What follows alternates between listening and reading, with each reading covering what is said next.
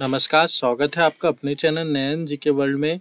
आज से हम एक नया चैप्टर स्टार्ट करने वाले हैं जिसमें हम जो मध्य प्रदेश पटवारी परीक्षा 2023 होने वाला है उसमें हम कुछ प्रैक्टिस सेट करेंगे।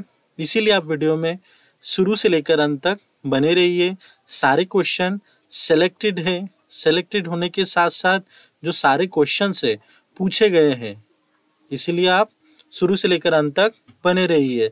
स्टार्ट करते हैं। पहला क्वेश्चन है, प्रकाश छोटे छोटे कणों से मिलकर बना होता है जिसे कहा जाता है। क्या कहा जाता है? फटाफट बताइए। आंसर्स पता है तो आप मुझे कमेंट बॉक्स में भी बता सकते हैं।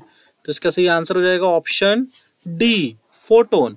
तो प्रकाश जो है छोटे छोटे कणों से मिलकर बना होता है जिसे हम फोटोन कहते हैं। इंपॉर्टेंट पॉइंट जान लेते हैं। फोटोन का द्रव्यमान शून्य होता है। याद रखिए, क्या होता है? फोटोन का द्रव्यमान शून्य होता है, अर्थात यह द्रव्यमान रहित होता है।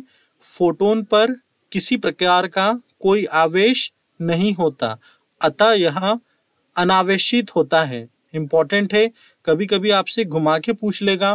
फोटोन एक आवेश है, ठीक है? क्या है? अनावेशित कण है ये, उसमें कोई आवेश नहीं होता। इंपॉर्टेंट है, विराम अवस्था में इसकी ऊर्जा शून्य होती है, अतः फोटोन का अस्तित्व तभी होता है जब वे गति में रहते हैं। फोटोन जो है ऊर्जा और संवेग का गमन करती है जिसका मान आवृत्ति पर निर्भर करता है। इंपॉर्टेंट है, फोटोन का मान किस पर निर्भर करता है? आवृत्ति पे। इंपॉर्टेंट है। अगला क्वेश्चन देखते हैं। अगला क्वेश्चन है, प्रकाश का तरंग किस पर निर्भर करता है? पूछा गया क्वेश्चन है, किस पर निर्भर करता है? तो इसका सही आंसर हो जाएगा ऑप्शन ए, अनुप्रस्थ पर। तो प्रकाश का तरंग किस पर निर्भर करता है? अनुप्रस्थ पर। इंपॉर्टेंट पॉइंट जान लेते हैं। जो अनुप्रस्थ तरंग होती है उसको हम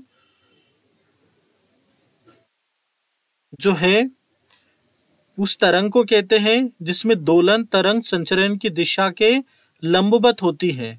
ये भी याद रखिए, किसी व्यक्ति के एक सिरे को दीवार से बांधकर दूसरे सिरों को हाथ से हिलाने पर रस्सी में उत्पन्न तरंगे जो है अनुप्रस्थ तरंगे होती है। शांत जल के तालाब में पत्थर फेंकने पर जल में लहर का उत्पन्न होना एक अनुप्रस्थ तरंगे है। इंपॉर्टेंट है, कभी कभी आपसे एग्जाम्पल भी पूछ लेगा। और हाँ, यदि आप मेरे चैनल पर नए हैं तो मेरे चैनल को लाइक कीजिए, सब्सक्राइब कीजिए और अपने फ्रेंड्स के साथ ज़्यादा से ज़्यादा शेयर कीजिए। अगला क्वेश्चन देखते हैं। अगला क्वेश्चन है, सेल का नाम किस जीव वैज्ञानिक ने सर्वप्रथम दिया? इंपॉर्टेंट क्वेश्चन है, बताइए इसका सही आंसर क्या हो जाएगा? इसका सही आंसर हो जाएगा ऑप्शन सी, रॉबर्ट हुक ने। तो सेल का नाम किस जीव वैज्ञानिक ने सर्वप्रथम दिया? रॉबर्ट हुक ने। इंपॉर्टेंट है। अगला क्वेश्चन देखते हैं। अगला क्वेश्चन है, कोशिका का ऊर्जा ग्रह जिसे इंग्लिश में पावर हाउस किसे कहा जाता है? इंपॉर्टेंट क्वेश्चन है ये भी। बताइए, किसे कोशिका का पावर हाउस कहा जाता है? ये क्वेश्चन बहुत बार पूछा गया है। आने वाले जितने भी कॉम्पिटिटिव एग्जाम हैं, चाहे सिर्फ मैं पटवारी की बात नहीं कर रहा हूँ, जितने भी एग्जाम है उसमें पूछा जाएगा। तो इसका सही आंसर क्या हो जाएगा?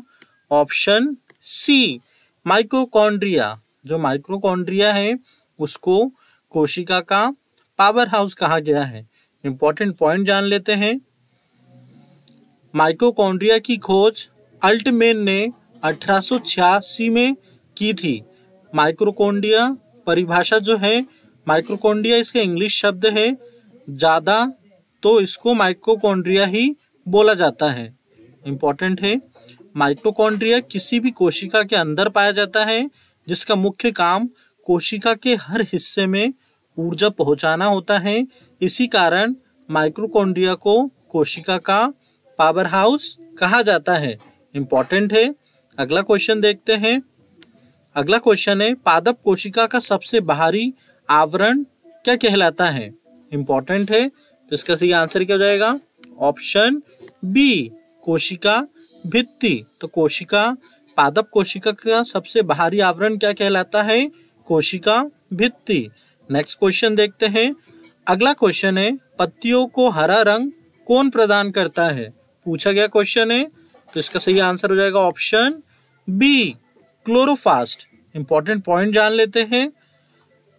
क्लोरोफास्ट, जिसको हम हरित लवक भी बोला जाता है, एक प्रकार का कोशिकांग होता है जो सुकेंद्रिक पादप कोशिकाओं में और शैवालीय कोशिकाओं में पाया जाता है।